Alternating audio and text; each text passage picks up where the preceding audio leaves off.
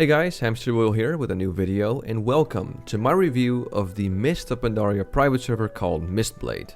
This server is launched by a team called Stormforge, which is a collaboration project between the team of Atlantis and Tari.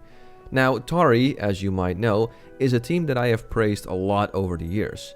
Matter of fact, in terms of quality, I said that their Evermoon server is the best private server out there. Which means for this project, I have very high expectations and I expect the same quality, if not better. Before we dive right into the gameplay, let's talk a little bit more about this private server. So Mistblade has 3 times experience rate. It has launched just a few weeks ago, so it's still quite fresh. It is currently on patch 5.0 in terms of progression, and according to the website, it has a very good faction balance. This is accomplished by giving the Alliance extra perks, and the website also says that the server has a very good population. But I'm not gonna take that as gospel, because there have been private servers before who have flat out lied about their population numbers. The timing of the server is also quite nice, because it's been very long since Tari's own Evermoon server has been fully progressed, and in the private server community there's definitely been a demand for a new Mist of Pandaria private server. So, a brand new mob server with a reputable team behind it that has great faction balance and a large population? Well damn, it feels like Christmas all over again. And of course I couldn't resist giving this a go myself, which is exactly why I made a brand new shaman on the server and see if this can live up to the high expectations that I have. So, come along for the ride as I show you my experience playing here all the way from level 1 to endgame content. Now, while the website shows a lot of people playing here, the starting zones did feel kind of barren, but that's also because when I started, most people's main character was already max level, and who knows, it would get better as soon as I would step into a capital city. I also noticed a bit of a weird visual bug where the icon for Primal Strike was off, though after a quick relog this was gone, so nothing serious here.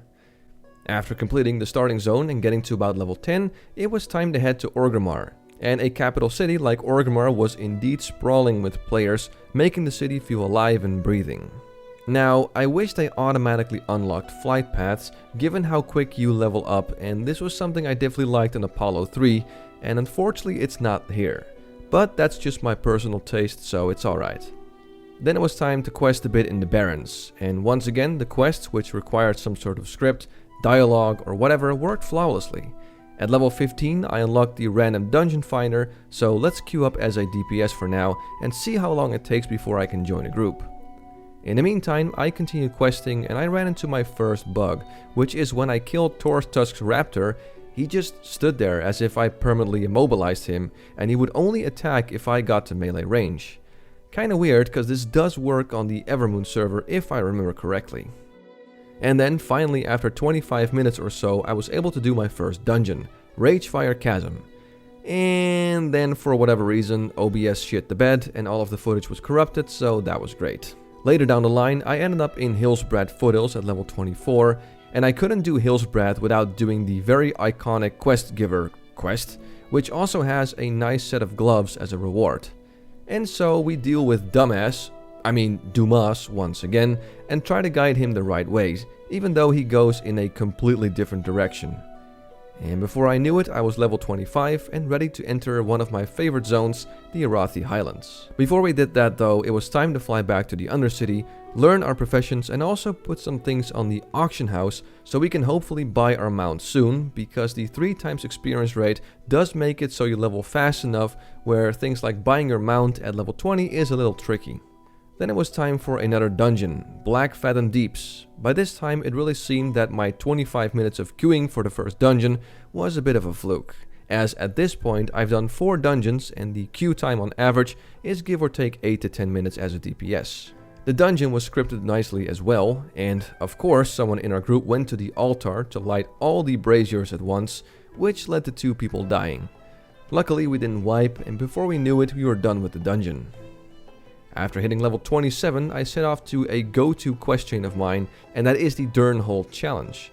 Now the quest says you need at least a group of 3 to do it, but something tells me this should be doable on my own. So we face the first elite, and he goes down without a problem. Then the next elite, which was also no problem. The third one? Yep, easy enough, he also went down without a sweat. The fourth one was pretty annoying though, with his constant CCing, but having my health high at all times made sure I was able to kill him. And then finally the D1000, which also went down pretty easy.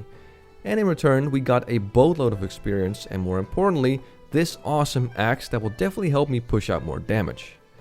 And well, I've gotten so much experience out of that, including a dungeon run in between, that I managed to get to level 31, which means we're already too high of a level to check out the Arathi Highlands. So I decided to go back to Bloodhoof village and get that mount, since the quest and dungeons have gotten me enough to buy the skill and my first mount.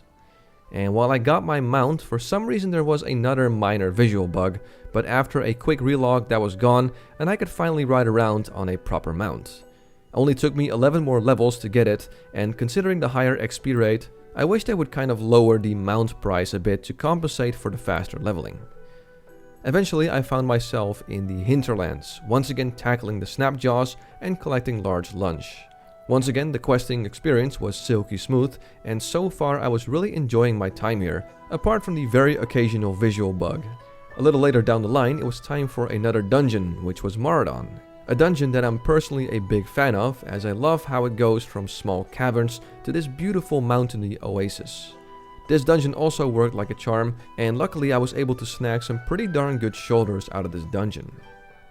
I then joined a Skolaman's crew with the most random tank ever. He went AFK several times without saying a word, and even when people tried to talk to him, he didn't say anything back. He even went AFK right in the middle of a boss fight, wiping us and causing us headaches. But in the end we managed to do this dungeon as well, and I was actually really lucky with the loot, getting a bunch of items for both my enhancement spec and my brand new restoration off spec. Cause you know, nothing beats being able to queue the random dungeon finder as a healer when you're a shaman.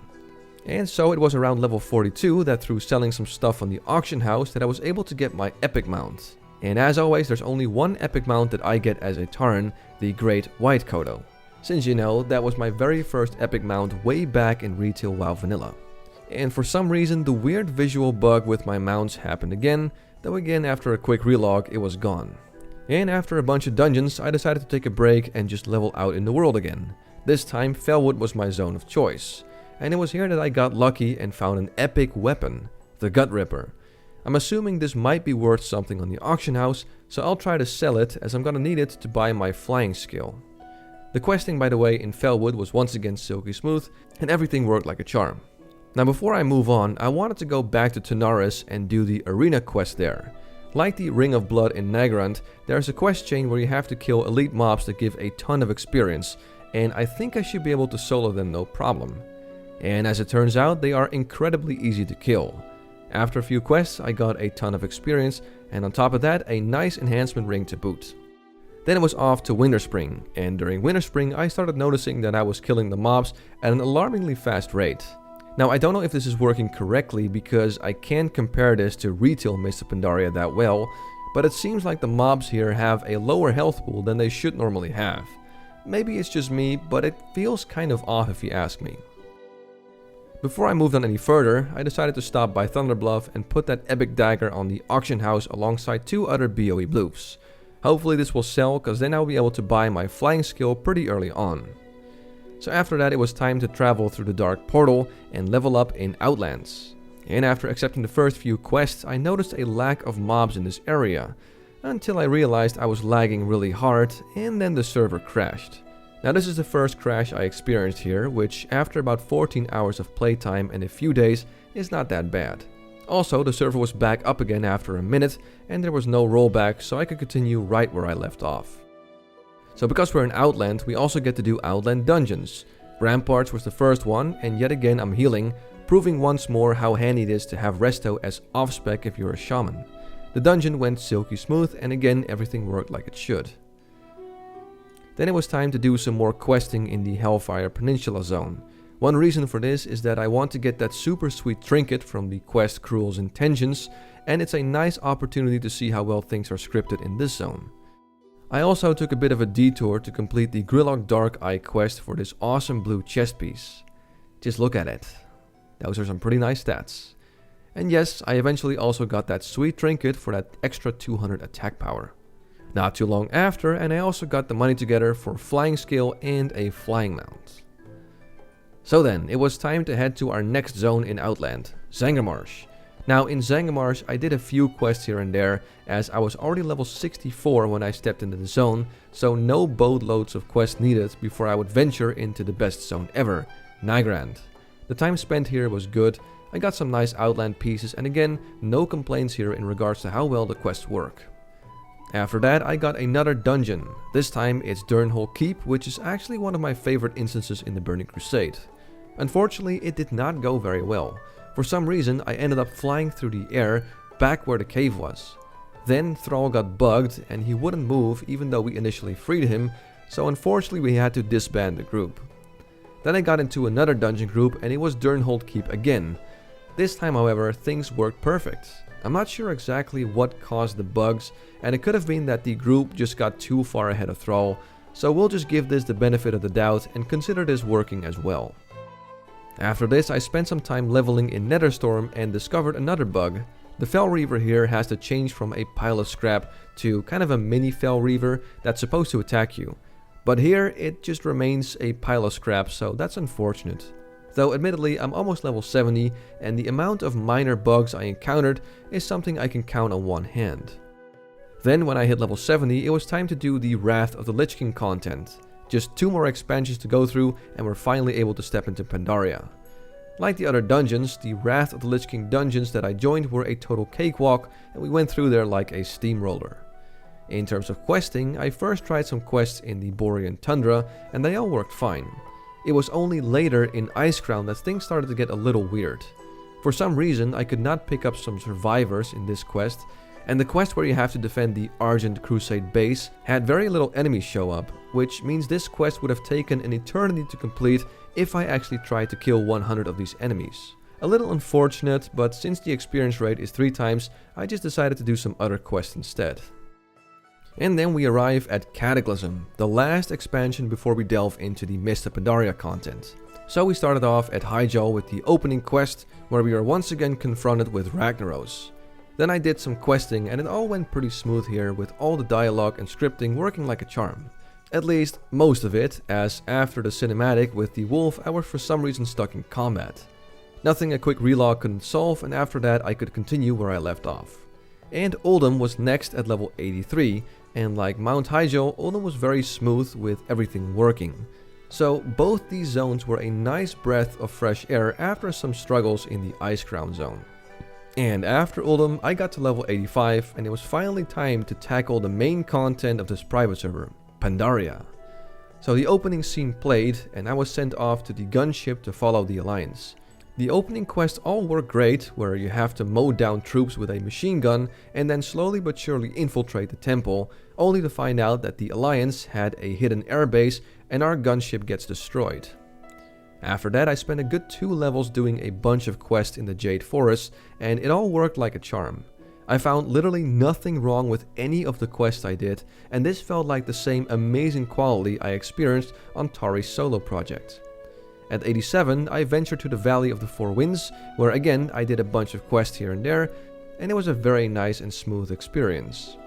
I also got a really cool letter from someone named Super Soldier, who's a fan of this channel, which was very awesome, and I appreciate the kind words and the 500 gold he sent me, which will definitely come in handy, so a big thanks to you, Super Soldier, you're awesome. Then at level 88 I ventured to Kunlai Summit to help defend Binan village against the attacks, and I slowly but surely made the push to level 89. Once again, everything was in order here too, including the pretty neat cinematic of the Pandaren retaking the camp in Kunlai Summit, and also the opening of the gate to the Vale of the Eternal Blossoms. Now, during leveling in Pandaria, I also did a few dungeons, and the people in those dungeons were pretty good in terms of the attitude, and the atmosphere was pretty nice. It also helped me get a few upgrades, including an item level 440 necklace, a 450 belt, and item level 430 pants. And then it was time to get the final level out of the way. For this, I ventured to Taolong Steppes, where I battled the Osul clan. I first encountered the warriors charging our base, and then advanced forward into their camp to destroy them from the inside out. After that I did a few more quests, including one where I got a very nice item level 442 chest piece, and finally I got myself to max level. So from here on out, the fun really begins. I started off with doing the arena scenario, because in this scenario you get a quest to obtain an item level 450 weapon, which is definitely a nice start. Afterwards I did the world boss Galleon, which was a blast, but unfortunately it didn't drop any loot for me. However, the Shah of Anger has a guaranteed item drop for some very nice boots, so I gathered a group for that and we brought that giant down too. And a few minutes later I got myself my very first epic, some very nice 476 boots. And after buying a few pieces of item level 450 off the auction house, I was high enough to actually queue up for heroics, which I did. And well, the heroics in this fresh state are pretty darn easy. A little too easy if you ask me. They are, however, scripted very well. All the bosses were great, the cutscenes, the dialogue, it's all just working wonderfully. Except for this boss fight that kept resetting twice for some weird reason. He just disappeared out of nowhere and afterwards he would be full HP again. Really weird, but that was the only bug I could find in the couple of hours of heroics I've done so far. And after a few heroics, I was able to snag a few item level 463 items, buy the blue trinket from the Justice Points Quartermaster, and soon I'll be able to spend my Valor points on my very first item level 489 epic. So we're well on our way of having a proper geared elemental shaman. Well then, it's been quite a journey so far. My shaman that I started from level 1 is now level 90 and is sitting at almost item level 450 on average. I've done a bunch of heroics, world bosses, and some other endgame content. So, what do I think of the server? Well, to be perfectly honest with you guys, I'm a little bit disappointed. Now that's mainly because I had very high expectations going into this server, and I thought the quality would be similar to Tari's Evermoon server. Unfortunately, I did encounter more bugs than I did on the Evermoon server, so in terms of quality, this is admittedly slightly worse. However, on its own, it's still scripted very well. And admittedly the bugs I encountered were very few, and overall the experience of playing here was very nice. The server's quality is no doubt still very good, there's a lot of people playing here, the community seems to be pretty nice, and well, after so much time of fully progressed Mr. Pandaria servers, it's really nice to experience a fresh one for a change. So, if you're someone that likes Mr. Pandaria and you don't mind the slightly higher XP rates, then this is an excellent server to start with. I'm very pleased with what I saw and I will definitely stick around here, do the occasional heroic dungeon, some more world boss runs, and perhaps some raids in the near future. And that's all for now. As always, I want to thank you for watching. I'm Hamsterwheel and have a good one.